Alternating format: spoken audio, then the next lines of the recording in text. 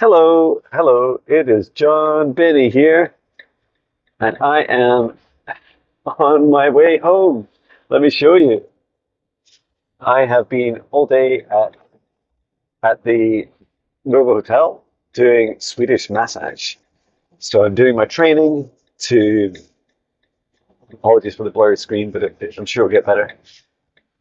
Yeah, doing my training, and today was our first class where we're doing describe it as end-to-end massage, including how to describe it, like consultation forms, data protection, like privacy notice, and then we did full signatures, full body massage. I did two full body massages and received one, and we had a skeleton as well, which was really cool. So a skeleton called Andy, not from a real human, but definitely at oh, I can't say the word, I'm too tired. Definitely accurate. And it was a lot of fun. We had to remember all the muscles and then place them on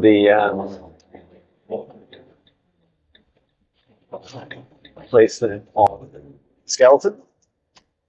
And there's a lot to remember. I'm not sure how many we went through. Maybe I think we divide them up into groups and work through them.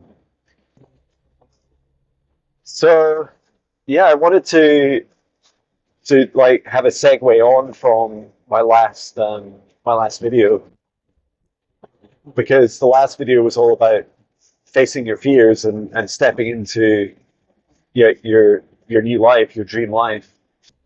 And I thought it might be helpful for you to listen to me while I keep myself awake talking, to share a bit about what happened in the kind of the moments after what's on the other side of the door of your fear. Yeah, that's a good title for this video, John. What's on the other side of the door of your fear?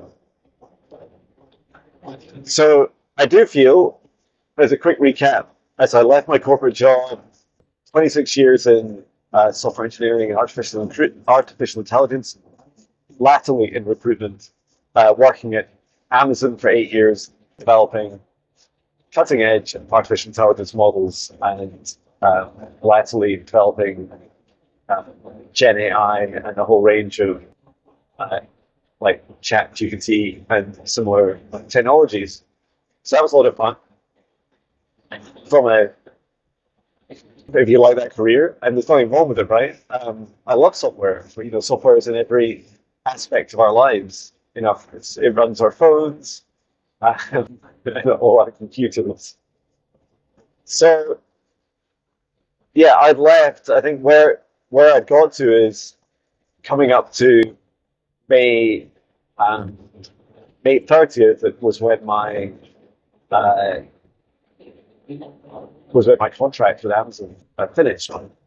And just before then, I left April. I left the office, and there was a little.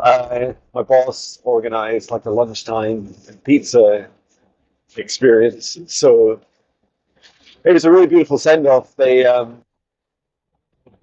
wrote me a song and sang it to me, which was, although they didn't have a guitar, so I played guitar, but they sang away and wrote the song, and it was just a really humbling, beautiful experience.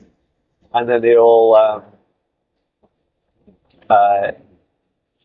we chatted and ate pizza for ages. So that 2 hours seemed to last a very, very long time, it was a really precious moment, and I'm really grateful to my old boss for arranging that. And then after I left, I guess I went home and I started to think about my business more, and doing client sessions. And I'm so glad that I vlog a lot, because already, even though it was how many months away, I guess that was that was May time, so May, June, July, August, September, October, November, December, January. So 9 months ago. It's hard to remember all the detail, and definitely I remember the themes of the emotions, but maybe not like the day by day emotion. Um, so I remember feeling that I was still scared, but I knew that like this big burden of having to be 40 hours a week, even though it was over 3 days a week at Amazon, that burden was going to be lifted. And I didn't really, when people say, "Oh, you need to um, let go of all these things that no longer serve you in your life, and you'll feel better, you'll feel lighter."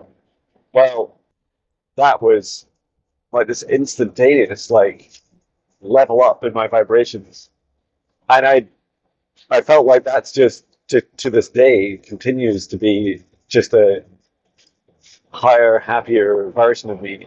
Um, so that's one thing to think about, right? Is that you might think that you're kind of getting on okay, and you managed to avoid dealing with your fears, but if it's something that drags you down on a frequent basis, or you know, because when I wasn't working, I was thinking about work, and when I was working, I was doing the work, and it was always on my mind. I do remember having very high anxiety um, in between the days of not working, in between the days of not working, in between the days of working. And I also remember saying on a little video as I was walking patch the next day, or I think it was like I think I say something like day three after leaving my corporate job, please send food. And it was funny. Like the reason I made that joke, and thankfully I did have plenty of food, um, is that I realized that this was like the worst fear of mine, that suddenly things would go wrong so fast. And it might not surprise you that they didn't go wrong fast. In fact, they didn't really go wrong at all. So that was really a beautiful experience. Um, and also, I remember that I'd had this kind of epiphany that, when you work in a company, especially if you've, been in a bigger company, or you manage a team, or that was my perspective. This could affect anyone, and that is that you may feel that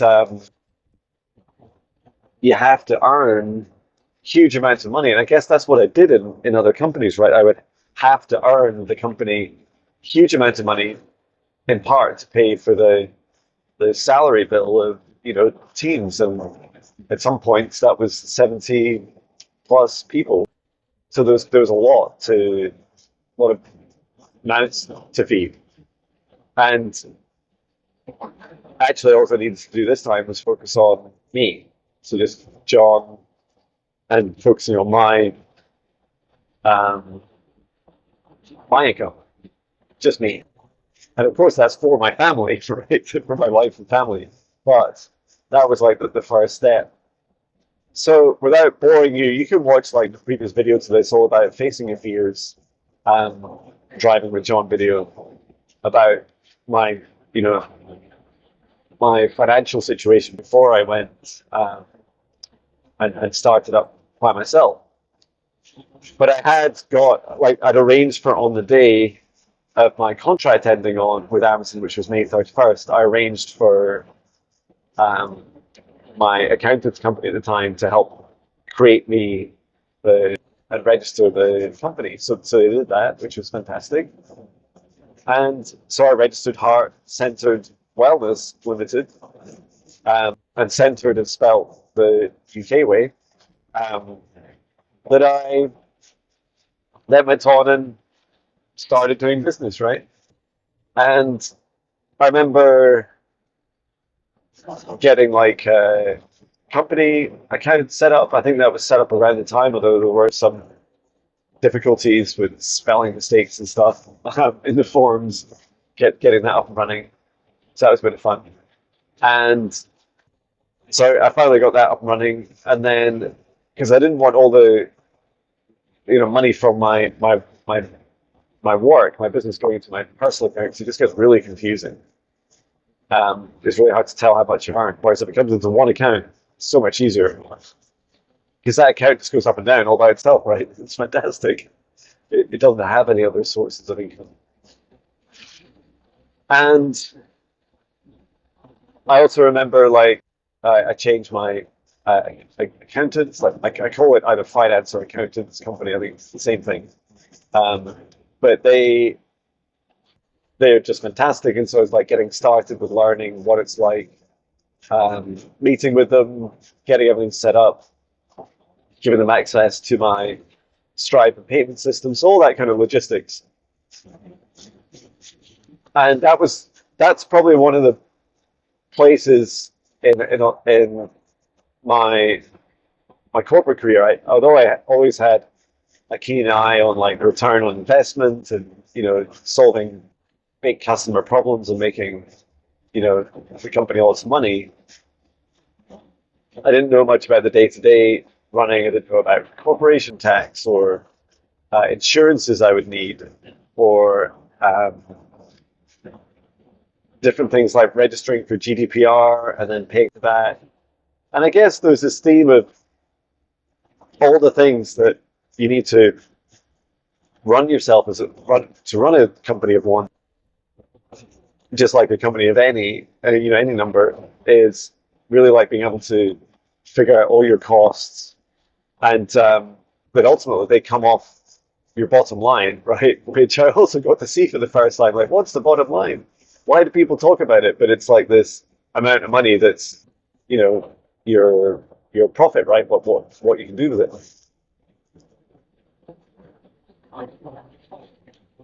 And I think it means net profit, but I'd have to check that. As you can see, I've got more learning to do. Um,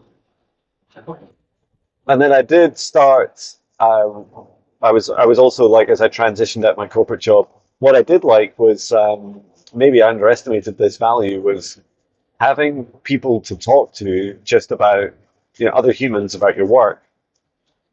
And to be fair, it's still a bit of a challenge, but I did enjoy um, I did enjoy the aspect of uh, in my corporate job having people like the kind of coffee machine and water cooler chats, right? So they were really good for me, good to get me out and about. And then when I left my corporate job, I was volunteering one day a week at Mondays at a hospice doing reflexology, which was really good because what that meant for me was I had just people to go and talk to, and you can say things like, "Oh, I left my corporate job," and just human stuff, right? So that was that was really helpful because it was funny, even though like the first days that I left my job, um, I had somewhere to go into, put on a little uniform, you get a little swipe badge, drive to Edinburgh, park your camper van, and go and do work. And it meant that there was like, it eased me out of the transition of my software engineering career. Like it wasn't just like I just left immediately, but I was only there a few weeks at the hospice. And if I reflect all the way up to today, like 9 months later, I I still have like patterns that are not dissimilar to um, my corporate job. And so patterns include I still get up at 5 in the morning, I go for a run, about 4 miles, I come back, I do some yoga, some gym work, yoga mixed with Pilates, then I meditate, then I go and get a shower, and then come back and do my hi, it's John video. And then after I've done that, I eat breakfast whilst editing the John video and publishing it. Then I go and record a song, and then I'm, somewhere between 8 and 8:30. I'm then ready to um, start the working day. And my first client session is usually starts at 10.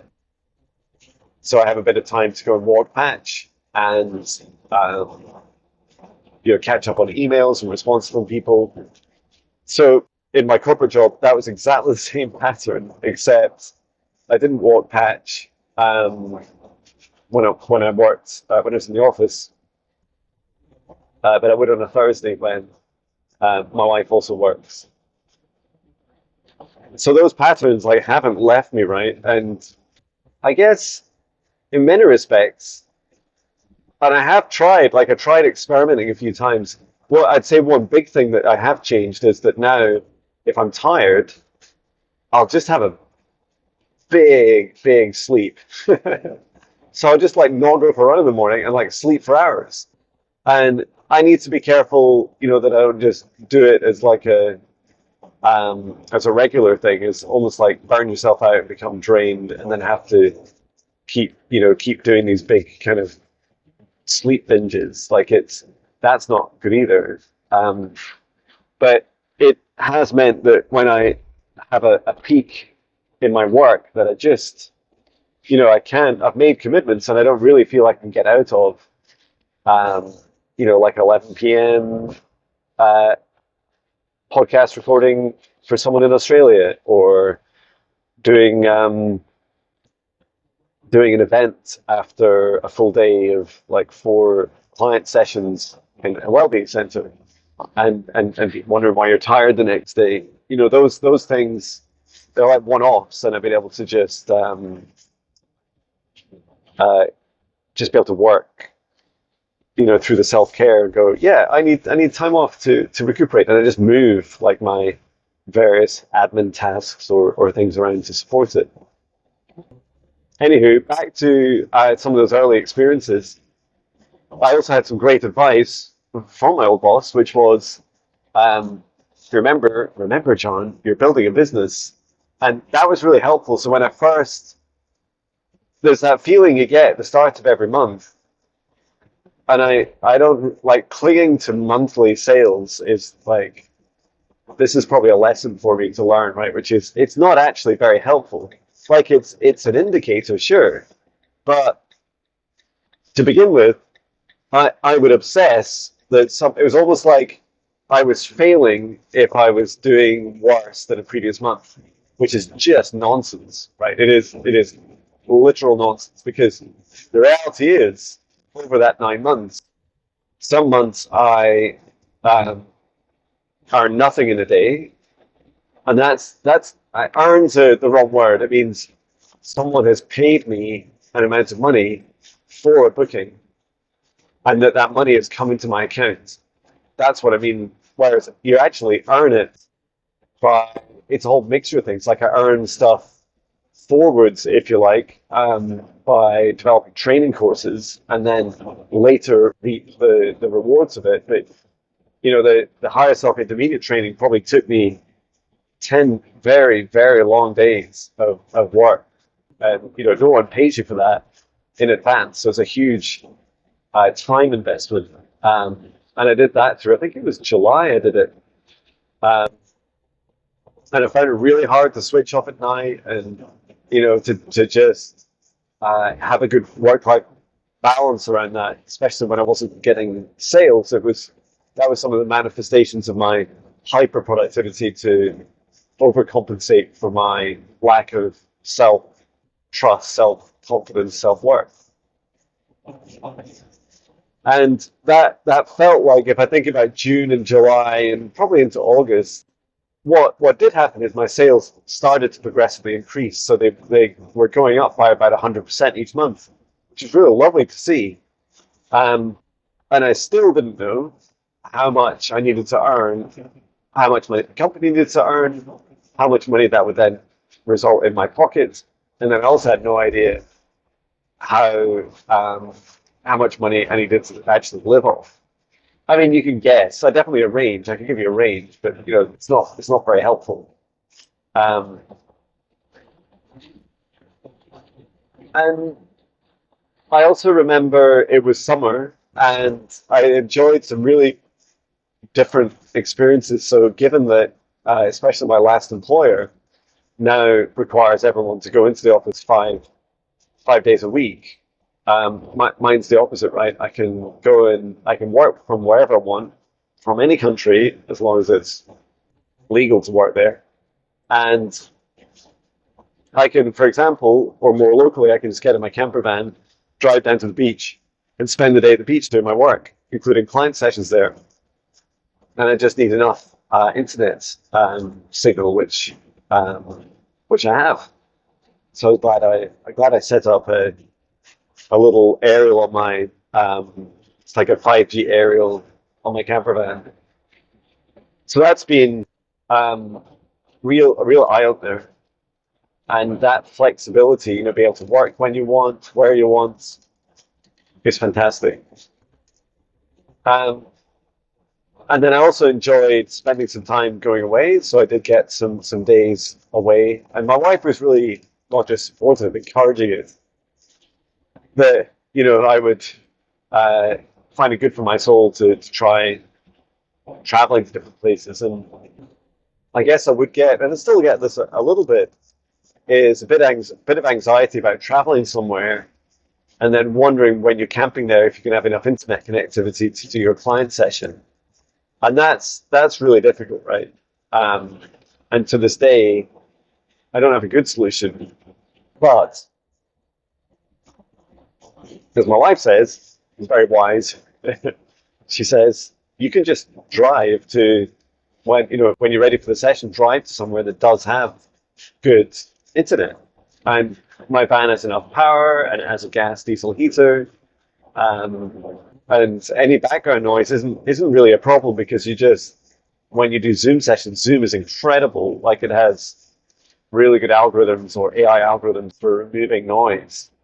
Um, so that's just wonderful to have as a gift. So you don't need to worry. Like I can literally turn on our diesel heater in our camper van, and it's really noisy, like, um, and still have you know uh, a very very clear, easy conversation. In fact, I think those algorithms are much better at removing. They're designed for like fan noise and stuff, so that's really what it is.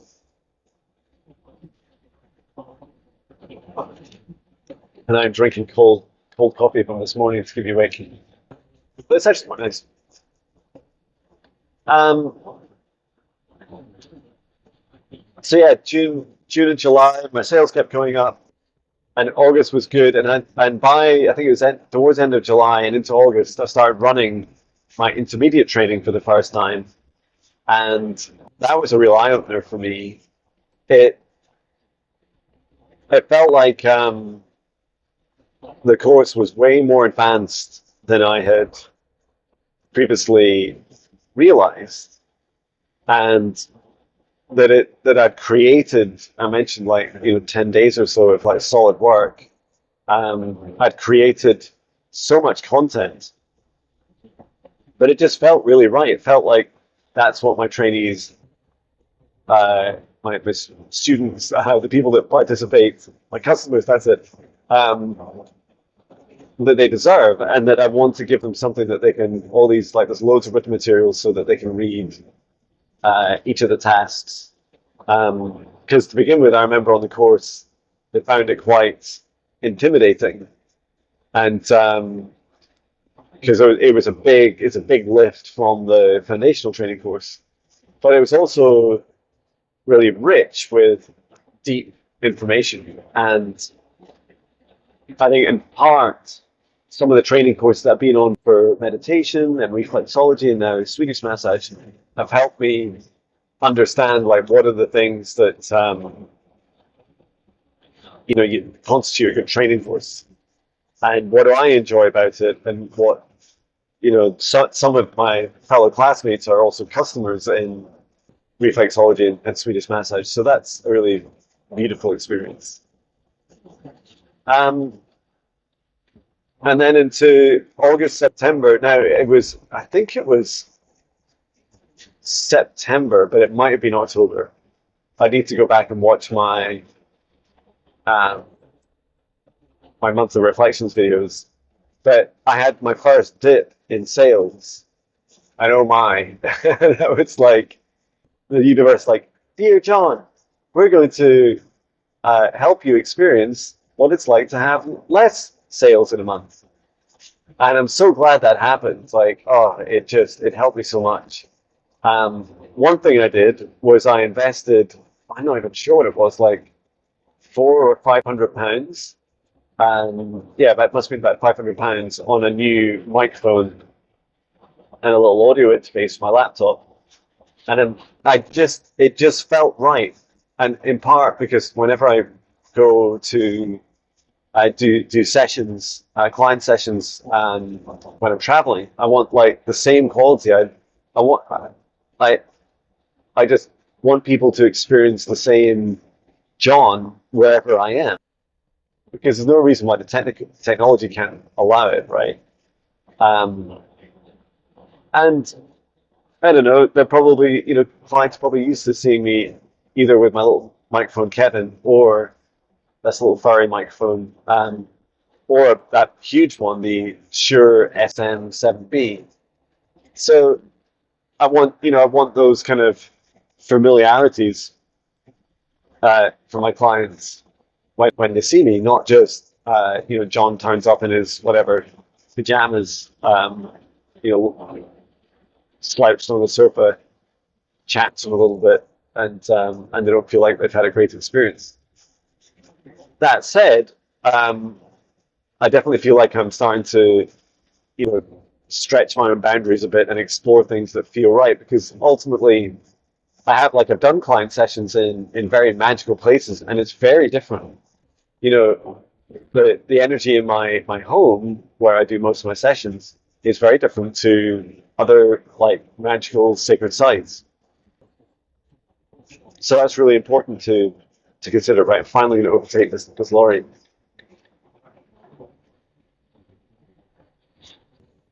And I also remember this feeling that money goes up and money goes down. And maybe my wife said this, or maybe I said this to myself, but I said, you know what?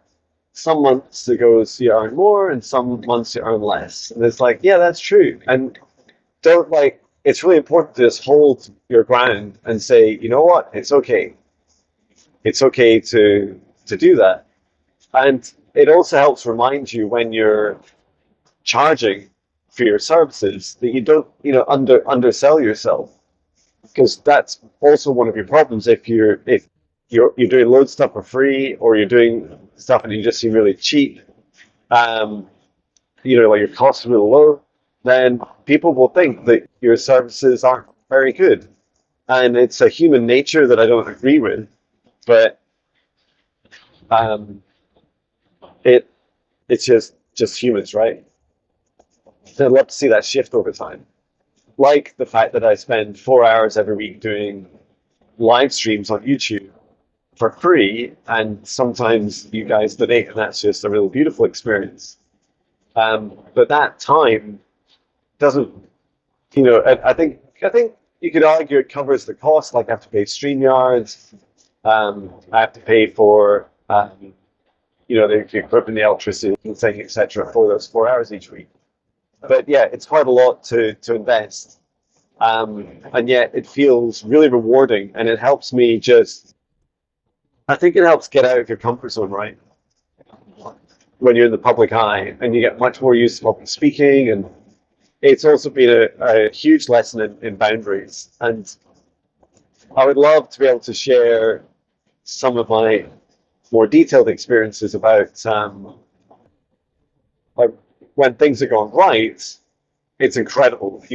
Vast majority of the time, like 99% of the time, my clients are just incredible, and I feel so blessed. And you're a client if you know, you're getting a free reading, or you just turn up on my YouTube live stream, insert big yawn, or you're paying for services, or have paid for services, or will pay for services. Like these, you're all clients to me, and I think it's a really healthy way of considering everyone, because you treat everyone equally.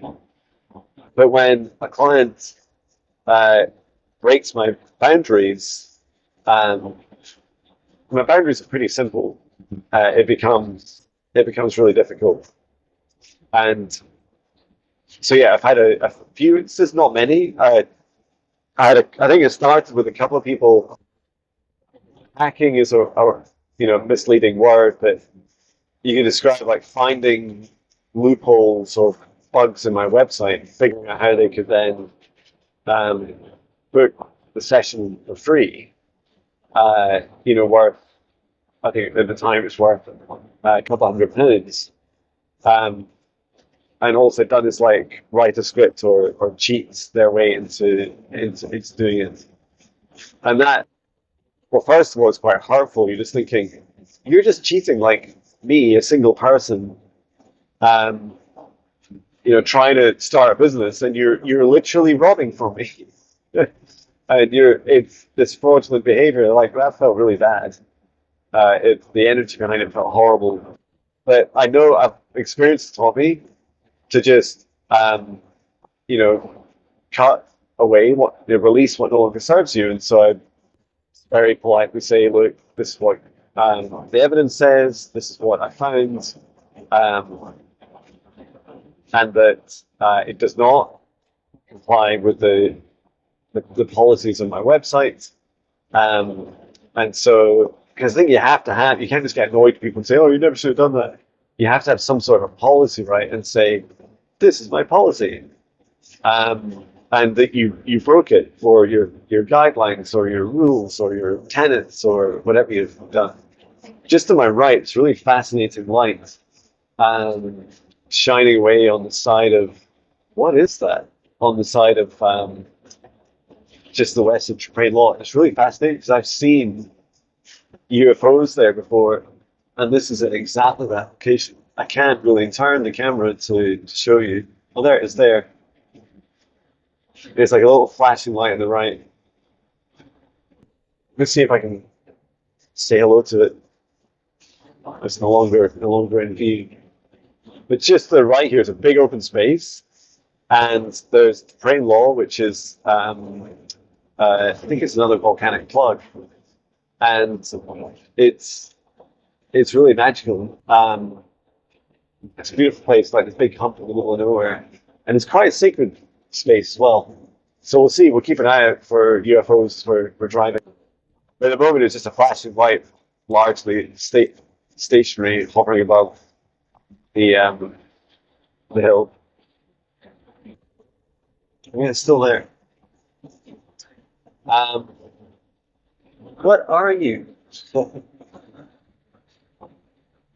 And yeah, so and then I've had like more like what I definitely can share about is like more um, probably bigger emotional impacts when like a couple of customers have been very just difficult and rude, and it's quite upsetting to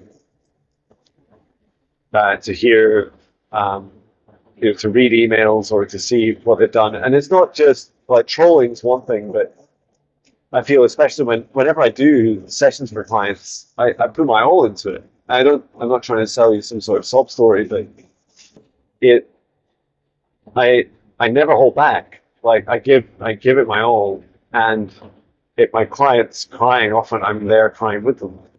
If if they're there mourning the loss of a loved one, I'm often there with them, feeling that emotion, and it is profound and intense. And so it's very difficult emotionally to then um, receive behaviors from that same person that you just don't accept. Like it breaches one of your boundaries. Whoa, that's like a shit or something. Oh my God.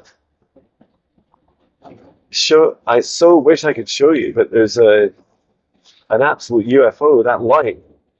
Whoa, it's flashing at me. Um, that is insane. I wish I wasn't driving and I could see it. But it's like this small UFO ship just hovering over to the right of the mountain. I mean, it could be a helicopter and it might be scanning for someone, but its behaviors look very similar to other UFOs I've seen. Anywho, if you are a UFO, please come into camera with you so I can see you. So yeah, that was only a couple of experiences. But what I did do is create like a little like checklist for myself that when this happens, I'd learn how to let someone go, and it would sadly mean like blocking them from my services, from my social media. I'd also always inform them I was doing this, which is not nice to receive, right? No one wants to be kind of rejected from a service or a company that offers them something. And then I also just put down like what was my personal and other growth, and um it's hard, right? It's hard to be on the receiving end of, but I'm not saying like toughen up, become desensitized. It's just have strong boundaries and keep improving them. Be sensitive, try and be down to earth. Sometimes I'd like I would never like share any private details, but I'd talk about the situation or the pattern with another practitioner, with a friend, and then say, what's your advice? And it was often very similar. They might just do it, slightly differently. So this is all important to consider. And I I remember the first couple of times it happened, it felt like an energetic attack as well, and that felt horrible. And it did take me quite a long time to recover. I remember spending 3 days recovering from my energy, recovering from uh, a difficult encounter with a customer. So yeah, I learned a lot through those experiences, and I'm sure I'll continue to learn, but always setting the intention to attract amazing clients like you guys, because if you're watching this, it means I've not blocked you, and it means you're amazing clients. You're the 99%, and maybe one day it be 100% and more. Um, so yeah, that's the kind of first few months. I'd say some of the guiding lights for me were having a clear mission, um, being able to ride the storms of, whenever I felt in lack, I actually spent more money because it would bring in this feeling of more abundance whenever I spent. And when you receive your goods, you feel abundant. You feel, oh, I just bought this with, my business just bought this. And I also was preparing myself for then what happened in November, where my business just really took off. And I was on a big YouTube channel, and everything changed from that day. I suddenly got very, fully booked for months. Um, and it began to open me up to seeing that there's a much broader spectrum of opportunity for me than I realized. And I love that. Like I love like removing those limitations.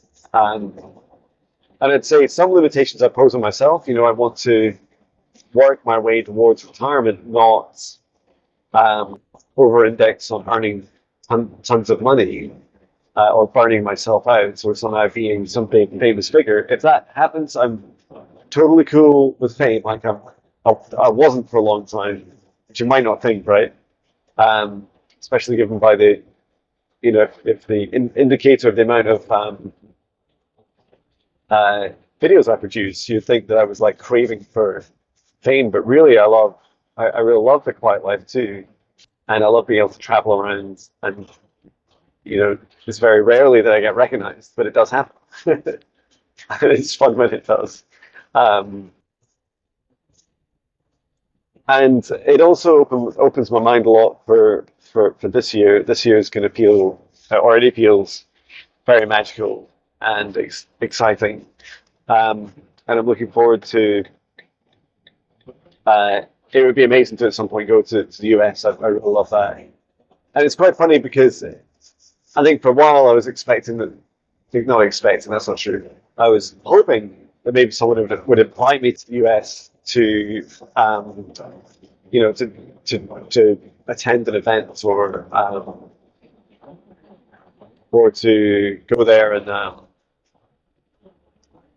maybe co-host an event or something. But I got very close to that, and And so I'm working with, I've publicly said this before, but Viviane Heller and I, we were chatting about, running, she's about to start her business, or already has. And so we're interested in co-hosting together an event. So that would just be a lot of fun to do. So yeah, it's what does 2025 hold? I don't know. Lots of fun, lots of travel, better work-life balance, more deepening of my skills, and I'm also going to develop my. It's not long until I start developing it in full, the advanced training course, and that intrigued me because, I've, in part, like I don't fully know though this agenda. I don't fully know all the content, but what I do know is even the version of me that wrote the agenda compared to today has already dramatically changed. I've grown a lot, I've learned a lot, and so yeah, there's definitely more than I share in the intermediate course. Um, and I feel that it's just a real opportunity to help others on their journeys. And I know that there's people in the intermediate course that are really looking forward to the advanced course. Um, as am I looking forward to teaching it. So yeah, that's me. I'm pulling up now at a bar and looking forward to getting some food. It is just about 20 past 6. Um, and my camera battery started at 1%, so I'm really happy that it managed to run the whole time. And if I didn't say this, I'd just like to say a massive thank you to you. Thank you to you for all your love and support. Thank you for joining me on these videos. If there's topics you'd like me to cover in these videos, because I just love chatting incessantly. and, um, and you say that you enjoyed sitting with me here as I chat, which I'm very grateful for. Let me just turn you around. Um, and it's a lot of fun. It's a real honor to be able to provide this work as a service, for it to be part of my life, part of my job. And yeah, I'm just very, very grateful for this journey. So thank you. Um, and none of what I've said today would be possible without you. Even if you're brand new and this is your first video you ever watched, like, who's this guy that's driving a camper van? Well, I'm in Scotland. I'm John Binnie. I'm a spiritual psychic mentor, and I left my corporate job in 26 years in software engineering in May last year, and now I run my own business doing this work full time, and I've just come home from Swedish massage. So there you go, quick recap. Um, so follow your heart, people, step through the door of your fears, and I'll see you there on the other side. Or if you'd like help stepping through the door of your fears, let me know. It's exactly the work I do in client sessions. And it doesn't matter what your fear is. I don't care if you're scared of spiders and you're too scared to work at the zoo or whatever. Like, I will work with you to help you. And it's just a lot of fun to be able to support you on your journey. I love doing it, and I know that this comes up many times in client sessions that you will experience the thing once yourself, and then get the option if you choose it, like a mission if you'd like to choose it, to then go and teach others how to do it. So remember every emotion, every battle you have, and even the practice of remembering it, I found very calming and very. Is the word cathartic? Cathartic, is that a word? But I found it very soothing and calming. Also, just to be able to share as I go. So thank you so much. It's been a real pleasure, and I look forward to sharing with you again. I'll be back doing music tomorrow, and I'll be back on the live stream tomorrow on Monday. I'm looking forward to running the intermediate class at night as well. So take care, everyone. Sending so much love from Scotland.